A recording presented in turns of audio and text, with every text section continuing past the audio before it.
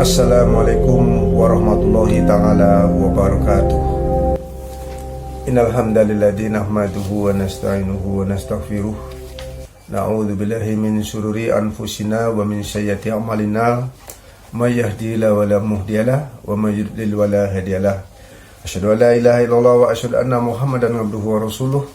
Allahumma shalli wa sallim wa barik ala sayyidina Muhammad la nabiyya ba'da. Puji syukur kepada Allah dengan anugerahnya, maka pada hari ini kita dapat bertemu kembali meneruskan daripada perjuangan kita untuk selalu menyampaikan yang terkait dengan tentang keselamatan. Maka sungguhnya Islam inilah yang dikatakan ad-dinul Islam. Salawat dan salam kehadapan ikutan kita Muhammad Rasulullah Sallallahu Alaihi Wasallam yang telah mengeluarkan umatnya dari kegelapan kepada terang benderang. Untuk itu mari kita selalu bersama-sama saling mengingatkan kepada diri kita bahwa di dalam perjuangan ini tentu kita harus bersama-sama, kemudian saling kita mengetahui, dan kita jangan saling mencari perbedaan, karena sesungguhnya bahwa kita ini mempunyai satu tujuan yang sama, yaitu menyelamatkan sebagaimana para aulia dan anbiya menyelamatkan ruh kita masing-masing. Apakah Anda tahu jika terjadi sebuah peristiwa di mana Israel turun di hadapan kita, maka satupun orang tidak dapat melihatnya? Satu di antara teman kita, walaupun kita sedang ngobrol-ngobrol, tentu mereka juga tidak dapat melihat. Namun yang dapat melihat itu adalah kita yang sedang dalam keadaan akan dibawa ruh kita ke alam malakut. Oleh karena itu, marilah kita selalu siaga kepada diri kita, bahwa dengan adanya zikrullah tadi, ingat kepada Allah, maka ilmunya itu adalah mempunyai tangga-tangga agar kita dapat selalu menyelesaikan persoalan-persoalan, karena sesungguhnya persoalan ini sangat harus dimengerti, bahwa sesungguhnya kita ini tidak dapat minta tolong oleh atau kepada siapapun pada saat-saat seperti itu. Maka kini kita giliran bagaimana kita dapat menyelamatkan diri kita ini. Selalu saya sampaikan tidak bosan-bosannya bahwa setiap kita melakukan perbuatan, terutama ketika melaksanakan persembahan, yaitu mengerjakan sholat, maka sesungguhnya sholat harus ada di tempat makom tauhid, karena sesungguhnya makom mahmudah tadi adalah sudah menjadi janji Allah kepada Muhammad dan pada para hambanya dan para umatnya. Maka kita wajib menuntut daripada hak itu kepada Allah agar selalu kita dinaikkan di tempat yang terpuji, makom mahmudah tadi, bahwa kita wajib menuntut kepada Allah di hadapan Rasulullah, maka kita dapat dinaikkan ke tempat yang terpuji yang telah engkau janjikan. Ini adalah sebuah peradaban, sebuah penggambaran yang wajib kita ketahui bersama, bahwa ini adalah suatu cara agar kita dapat menyelamatkan di dunia maupun di akhirat. Karena sesungguhnya Rabbana atina fid dunya hasanah wa fil akhirati hasanah wa qina adzabannar, sebagai pembuka daripada mukadimah perbuatan-perbuatan yang wajib kita lakukan adalah keselamatan dunia dan keselamatan di akhirat. Dapat saya lanjutkan sebagaimana pertanyaan saudara kita mengenai ayat yang dikatakan inna anjalna nahnu dzikra innallaha la yuhafizun, bahwa sesungguhnya akulah yang menurunkan Quran dan kami yang memeliharanya. Peringatan Tuhan kepada kita bahwa Bismillahirrahmanirrahim, wa minhum ummiyuna la ya'lamu ma yasiruna wa min yuli'nun, artinya dan di antara mereka ada yang buta huruf tentang kitab melainkan angan-angan, dan tiadalah mereka mengetahui melainkan mengira-ira. Quran surat Al-Baqarah 78. Kemudian 79, ya wailul lillazina yaktubunal kitaba bil aidihim summa yaquluna hadza min indillahi liyastaru bihil samanan qalilan fa wailul lahum mimma kataba aidihim wa wailul lahum ma yaksibun. Maka kecelakaanlah besarlah bagi orang-orang yang menulis kitab dengan tangannya mereka sendiri, lalu dikatakan ini dari Allah, karena mereka hendak memperoleh keuntungan sedikit. Maka kecelakaan besarlah bagi mereka karena apa yang ditulis oleh tangan mereka itu, dan kecelakaan besarlah bagi mereka karena apa yang mereka kerjakan. Dalam dua ayat ini dapat kita gambarkan bahwa sesungguhnya pengetahuan tentang dalikal kitabul la raiba fihi hudalil muttaqin, bahwa sesungguhnya kitab ini tidak diragukan petunjuk bagi orang-orang yang dari orang mutakin. Ya, inna nahnu nazala zikra, bahwa Allah menurunkan zikra dalam keterangan yang lalu, bahwa itu sebenarnya bendanya ada dalam diri kita, yaitu ingatan yang di dalam diri kita. Semua itu datang nazala dari Quran.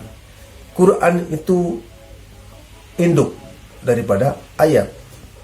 Ketika kita mengatakan nazala dzikra, itu datang dari Quran, sebuah ayat yang mengatakan menuju kepada bendanya. Kalau Quran itu adalah hati Muhammad,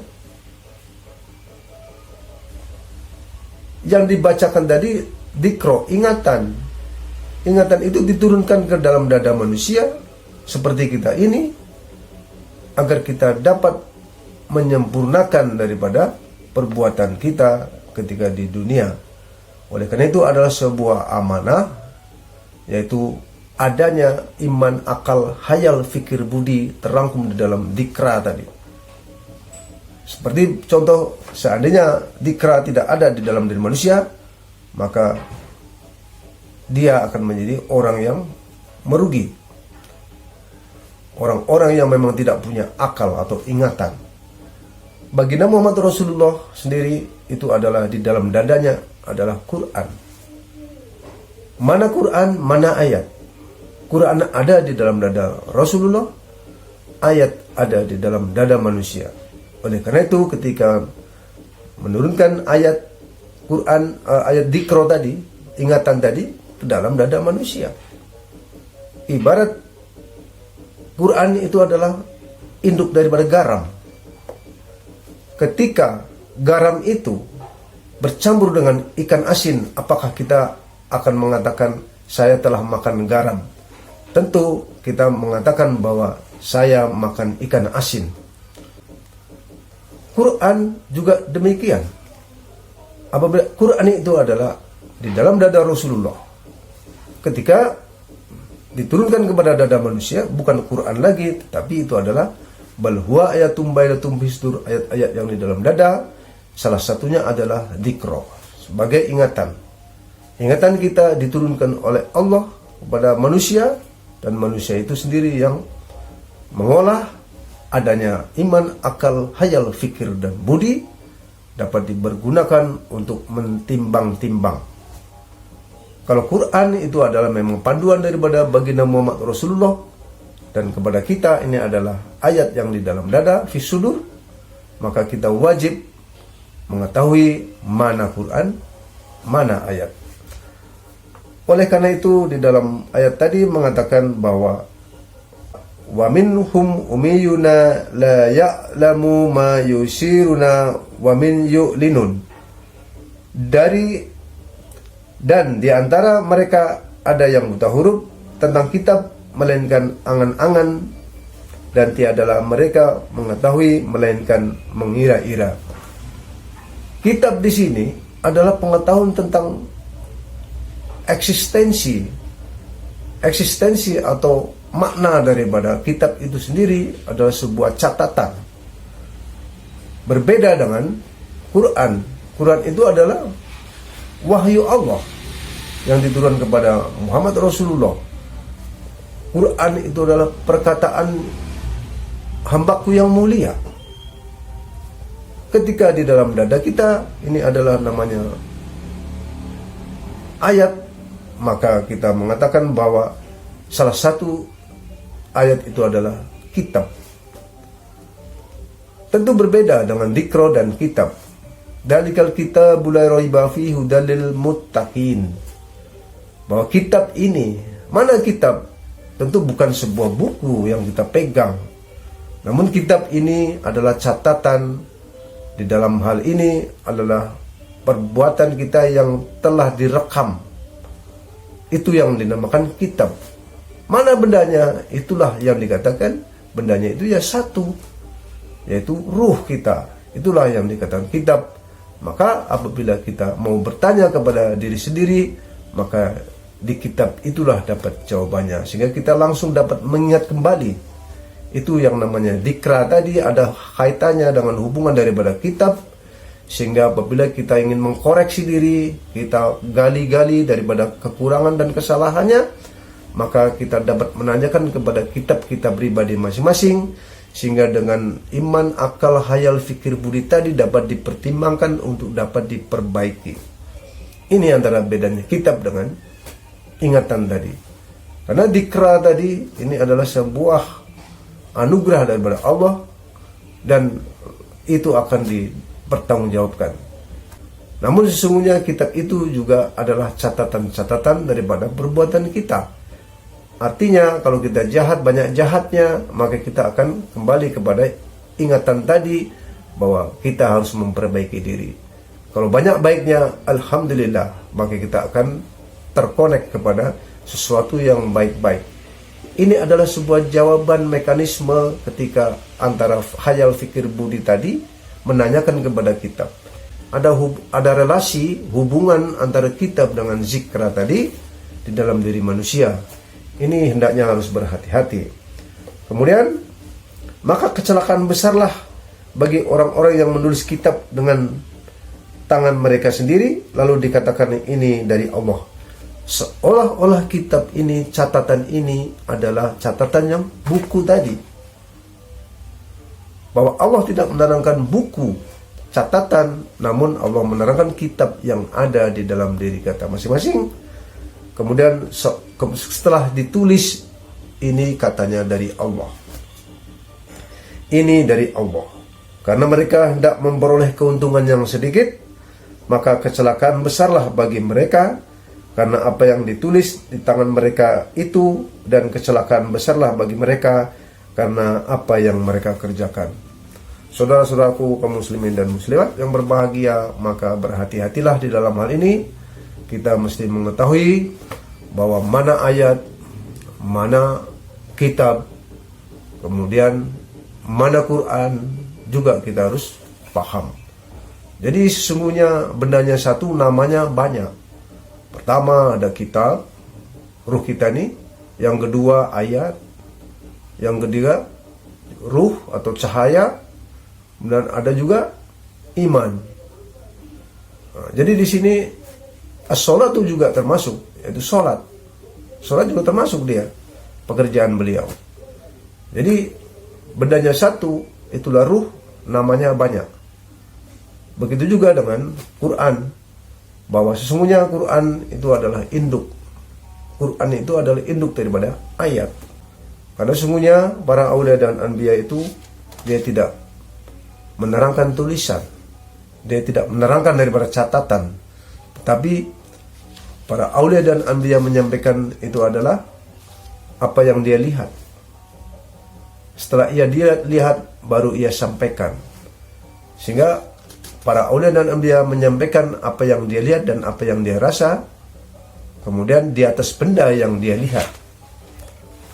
Bagaimana sekarang ini kita akan selalu mencoba, bagaimanapun juga kita manusia biasa, bukan seorang aulia atau seorang anbiya, tetapi ingin mengikut daripada bagaimana cara aulia anbiya menyampaikan kepada orang lain. Sehingga kita menyampaikan nama benda di atas nama benda itu sendiri. Supaya kita jangan menjadi orang yang dikatakan tadi bahwa keuntungan hanya kita hendak memperoleh keuntungan yang sedikit.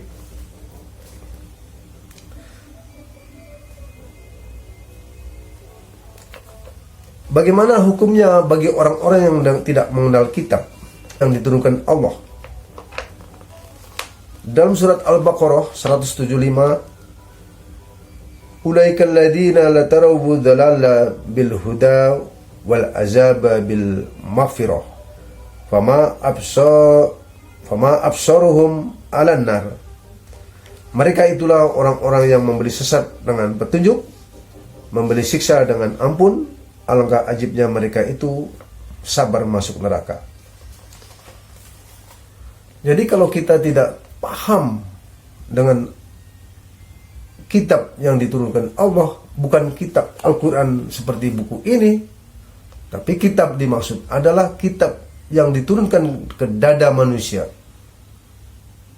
Inna nahnu nazala zikra, juga demikian jika kita tidak tahu zikra yang diturunkan kepada umat manusia, maka itulah dikatakan bahwa mereka itulah orang-orang yang memberi sesat dengan petunjuk, memberi siksa dengan ampun. Alangkah ajibnya mereka itu sabar masuk neraka.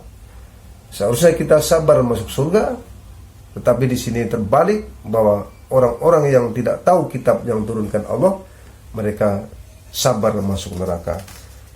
Kemudian yang 176, zalika anna allaha nazzala al-kitaba bil haqq wa innal ladzina talafu fi kitabi la fi shiqaqim ba'id.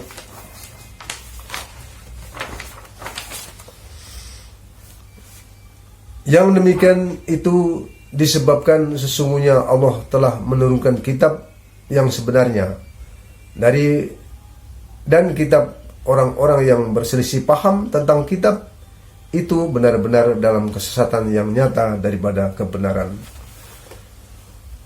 Mari kita renungkan bersama dari ayat 2 surat 2 175 176. Mesti kita paham apa itu kitab yang diturunkan Allah kepada umat manusia. Jadi jangan lagi kita menggali kepada yang lain-lain, karena sesungguhnya kitab buku beda dengan kitab yang diturunkan kepada umat manusia. Kemudian bahwa bagaimana kita ini orang-orang yang lalai daripada karena tidak mau belajar, tidak mau mengerti antara kitab, antara ayat, dzikro tadi, maka peringatan kepada kita di dalam surat 78-nya, surat 3 78, dan sesungguhnya di antara mereka itu ada satu golongan yang memutar-mutarkan lidahnya membaca kitab, supaya kamu mengiranya itu sebagian dari kitab, padahal ia bukan dari kitab, dan mereka berkata ia dari sisi Allah, padahal ia bukan dari sisi Allah. Mereka berkata dusta terhadap Allah, sedang mereka mengetahui. Kemudian di 79, tidak layak bagi seseorang setelah diberikan Allah kepadanya kitab, hukum-hukum dan kenabian, kemudian mengatakan kepada manusia, hendaklah kamu menjadi penyembah-penyembah kepadaku, bukan penyembah kepada Allah, tetapi hendaklah kamu menjadi orang-orang yang bersifat Rabbani, sebab kamu selalu mengajarkan kitab dan selalu mempelajarinya. Jadi seolah-olah orang-orang yang memberikan kitab dengan kitab yang tidak diturunkan oleh Allah, maka seolah-olah dia menjadi orang yang suci. Jadi hendaklah kamu menjadi penyembah-penyembah kepadaku, bukan kepada Allah. Sehingga hal ini harus dapat kita maklumi bahwa orang-orang yang beranggapan seperti itu, maka sudah menjadi azablah bagi dia, karena tadi bahwa sesungguhnya mereka dalam kesesatan yang nyata. Oleh karena itu, kesimpulan daripada antara az-zikra dengan kitab saling terkait, namun itu mempunyai bagian yang berbeda. Kalau azikro itu adalah bendanya itu ada pada ruh, namun fungsi dari substansinya ada pada iman, akal, hayal, fikir, dan budi. Sementara kitab adalah kitab sebagai catatan amal kita. Dan kita dapat melihat bahwa kita dapat membaca kitab kita masing-masing hari ini, tidak tunggu nanti. Karena sesungguhnya kitab telah paham bahwa kitab yang diturunkan daripada Allah, maka kitab yang ada di dalam dada. Sehingga kita dapat melihat di mana kekurangan kita dan kelebihan kita, dan di mana kekurangan kita maka dapat kita perbaiki agar selalu kita taqarrub kepada Allah Subhanahu wa taala, sehingga dapat kita memimpin yang dikatakan wa minkum kafirun wa minkum mu'minun, dapat kita selesaikan sehingga menjadilah kita orang-orang yang ya ayuhan nafsu mutmainnah. Oleh karena itu saja yang dapat kami sampaikan. Dan jawab pertanyaan kepada Allah dan Rasulnya, minta ampunan dan tobat serta bimbingannya. Saya sudahi, wabillahi taufiq wal hidayah. Assalamualaikum warahmatullahi taala wabarakatuh.